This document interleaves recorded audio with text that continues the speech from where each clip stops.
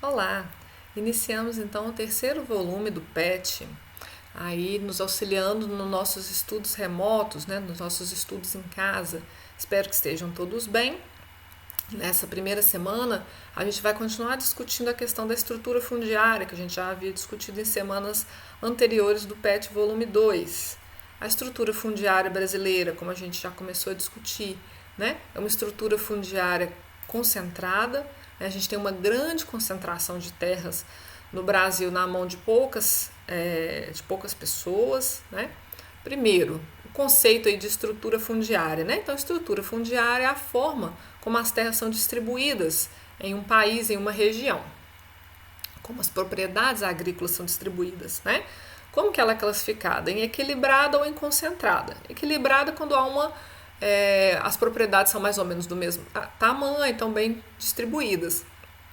Uma estrutura concentrada é quando a gente tem aí poucas propriedades, grandes propriedades na mão, sendo a maioria na verdade, onde poucas propriedades ocupam mais espaço do que a maioria das propriedades, ou seja, a maior parte do espaço ele é ocupado por grandes propriedades. Mas essas propriedades estão em menor quantidade. A gente vai ver aqui melhor no gráfico, como que isso é demonstrado. Aqui a porcentagem de estabelecimentos rurais no Brasil, um dado do INCRA. A gente tem aí que as grandes propriedades correspondem a 1,6% dos estabelecimentos rurais. Então, eles estão em menor quantidade. A gente tem aí a maior quantidade de propriedades rurais são pequenas propriedades, aqui, com entre 10 e 100 hectares, ou com menos de 10 hectares até, aqui, 31% tem menos de 10 hectares. Então, a grande maioria das propriedades rurais brasileiras são pequenas propriedades. Porém, onde mora o problema? As pequenas propriedades, que são só 1,6%, ocupam metade do território brasileiro. Metade das propriedades rurais brasileiras. Isso é a concentração fundiária. Então, a gente tem poucas pessoas, poucos proprietários ocupando mais da metade das áreas rurais brasileiras, enquanto a grande maioria vai ocupar aí pequenas quantidades de terra. Isso que quer dizer uma estrutura fundiária concentradora. Ela concentra a terra na mão de poucas pessoas, de poucos proprietários rurais. Esse aqui é um segundo dado, não na forma de gráfico, mas na forma de tabela, que também traz isso para a gente. 49,7%. Esse gráfico aqui eu não me recordo, acho que é do Diese ou do INCRA também, tá? Eu tava sem fonte, mas na hora que eu cortei a imagem ficou sem. Mas também é um dado oficial. Eu até já usei ele, acho que na apresentação da semana anterior. Então, 50% das propriedades das propriedades rurais ocupam uma área, um terreno de 2,3% da área agricultável no país. 1% tem mais de 1.000 hectares,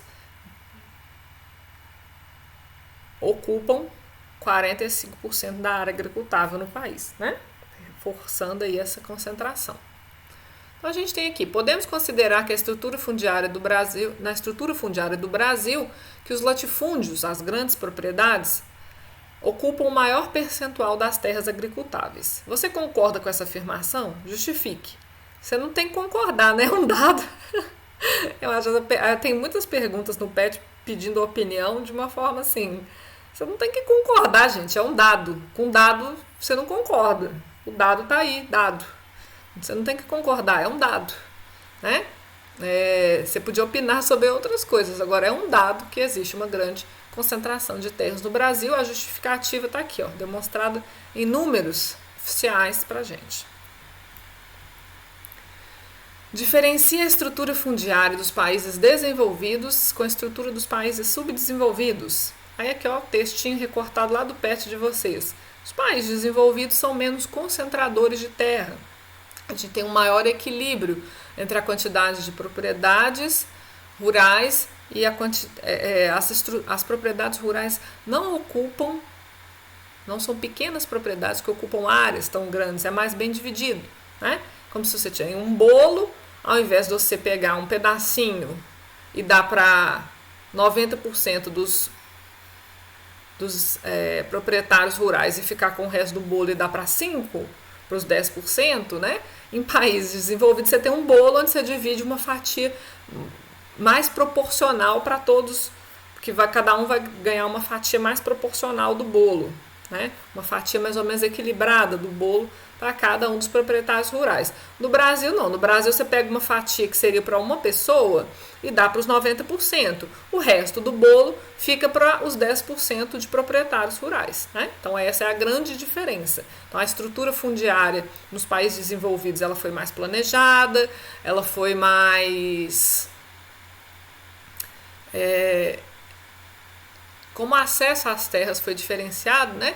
As pessoas foram tendo também mais antecipadamente projetos de assentamento, projetos para que as pessoas tivessem acesso à terra como um recurso fundamental à sua sobrevivência, né? Já em países subdesenvolvidos nunca se foi pensado assim, né? Vamos pensar na lei de terras brasileira. O que aconteceu quando houve a ocupação do Brasil, e eu falo ocupação, né, gente? Que ninguém descobriu, nem palavras, vamos dizer as palavras verdadeiras, né? Quando os portugueses ocuparam, invadiram o Brasil, tomando todas as terras dos índios e tornando elas da nação brasileira, onde os índios não fazem parte, né? E pouco acesso a eles ficou a terra. E aí as outras populações também que foram se desenvolvendo no Brasil não tiveram um pleno acesso a essa terra, por quê? A gente fez capitanias hereditárias, deu a terra para alguns fidalgos portugueses, poucos. E aí a estrutura ficou concentrada. À medida que a coroa vai perdendo o poder e os fidalgos vão perdendo esse poder sobre as terras, né? Vem aí a República Brasileira que cria a Lei de Terras em 1850, onde todas as terras são do governo brasileiro e as pessoas precisam comprar essas terras. Então, para os fidalgos que já as possuíam, ok, né, eles conseguiam adquirir terras, né? Agora vamos pensar para os negros que foram feitos escravos, estavam recém-libertos, que não tinham nem renda. Como que eles iam acessar a terra comprando? Como que as pessoas oriundas dessa miscigenação, que também não tinham boas condições financeiras, iam acessar a terra? Como que os índios iam acessar a terra se eles não tinham salário, dinheiro para comprar a terra, né? Então a nossa estrutura ela foi concentradora, então ela continuou concentrando as terras nas mãos daqueles fidalgos portugueses ricos, e aí isso foi passando de geração em geração até os dias atuais. Quem tem acesso às condições econômicas adquire as terras, outras pessoas com dificuldades econômicas não conseguem acessar terras no Brasil. E aí isso só vem se tornando cada vez mais difícil, né, gente? Vamos pensar hoje em dia, né? Você tem aí, você pretende se emancipar dos seus pais, né, estudante? E como que você vai fazer para adquirir uma terra, né? Cada vez mais, por menor que seja a propriedade, em virtude da especulação imobiliária, os imóveis se tornam cada vez mais caros e mais difíceis de serem acessados, né? Então isso cada vez mais se concentra. A terra virou uma mercadoria, não algo básico para a nossa sobrevivência. Então acessa quem tem condições financeiras para adquirir essa mercadoria. Quem não tem, né, fica sem esse acesso, né? E muitas vezes os governos dos países periféricos ou demoraram muito para tomar decisões de promover reforma agrária, de uma distribuição mais justa da terra, ou tomam muito lentamente essas medidas de uma forma que é pouco eficaz ou que tem pouco envolvimento, né? Em alguns anos o governo brasileiro ele há alguns anos iniciou essas medidas, né, para tentar promover um maior acesso à terra, para auxiliar as pequenas propriedades a se manterem, né? Um outro grande problema é Muitas vezes os pequenos proprietários não têm tecnologia suficiente para ter um bom desenvolvimento da sua produção e eles vão sendo pressionados por grandes propriedades a vender os seus terrenos, ficando sem terras, né? Então a gente tem vários problemas aí na estrutura fundiária brasileira que requer um estudo mais calmo de vocês. Depois eu vou deixar um link aqui embaixo para vocês verem outros vídeos explicando melhor sobre essas questões, né, da nossa complicada estrutura fundiária e concentradora estrutura fundiária. Observe a charge e responda as questões 3 e 4. Aí está falando aquilo que eu disse para vocês, né, desse processo hereditário de concentração de terras no Brasil, né? A propriedade aqui é do Silva, é dos Silvas por gerações, né? A criança fala: papai, eu ouvi dizer que todos têm direito à terra, por que não temos a nossa? Né? Embora pareça um direito básico, né?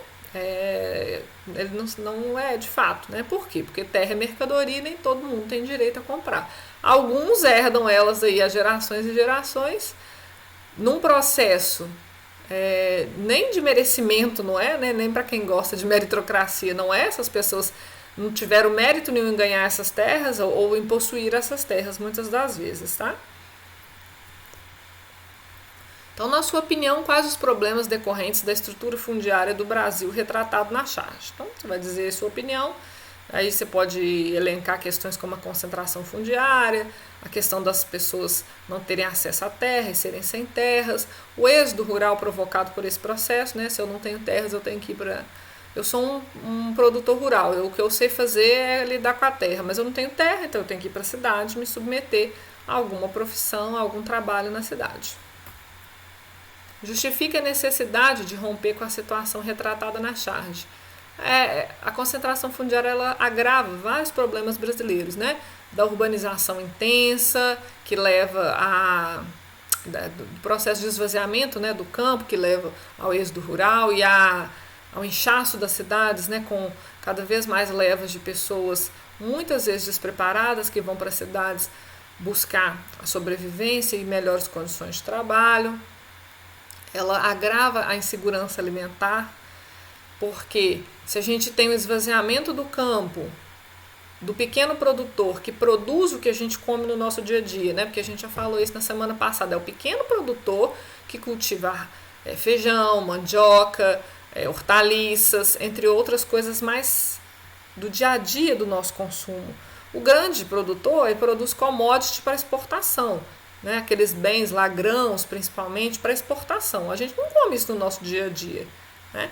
Se a gente tiver só poucas empresas que produzem para exportação, que colocam o preço que quiserem, como que vai ficar a nossa segurança alimentar?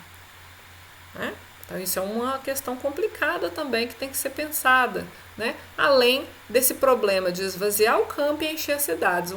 Um país, as pessoas, né, elas... Até a imagem do campo no Brasil, a imagem de atraso que faz as pessoas buscarem o campo como algo melhor, isso é negativo, gente. A gente tem que ocupar todas as regiões do país. E não adianta todo mundo ir para a cidade, fazer um caos na cidade e o campo está lá desabitado, só sendo, na verdade, habitado por grandes companhias que retiram só aí cada vez lucros maiores, deixando vários problemas dentro do país. 5. Leia o trecho e explique o que é a FAO e a sua importância. A FAO é um fundo e, ao mesmo tempo, tá aqui, ó. No estágio atual de desenvolvimento do Brasil, a FAO atua com foco na promoção do diálogo e debate internacional para o intercâmbio de experiências e projetos, com enfoques na cooperação Sul-Sul. Enfim, a FAO, né, ela faz parte da ONU e ela é um fundo e, ao mesmo tempo, um projeto de auxílio no combate à fome, à pobreza, à desnutrição e buscando sempre a segurança alimentar, o acesso de todas as pessoas ao alimento em todos os momentos, em uma quantidade e uma qualidade necessárias para uma vida ativa e saudável, né? Então é isso que a FAO faz. E aí muitas vezes ela vai promover cursos, projetos que busquem que os países eles consigam melhorar suas condições de agricultura, né? Principalmente países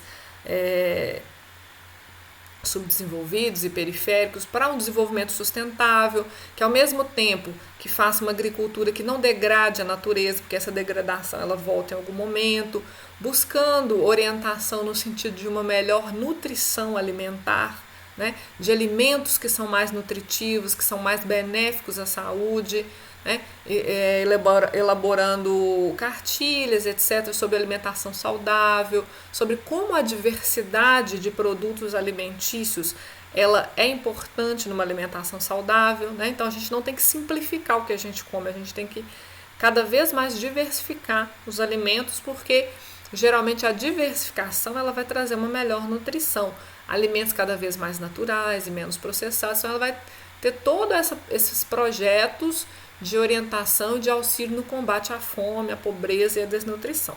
Então, como ela faz parte da ONU, então ela é um fundo, ela tem dinheiro para fazer isso, né? É necessário um fundo financeiro, né? Para realizar os projetos nesse sentido que eu relatei para vocês.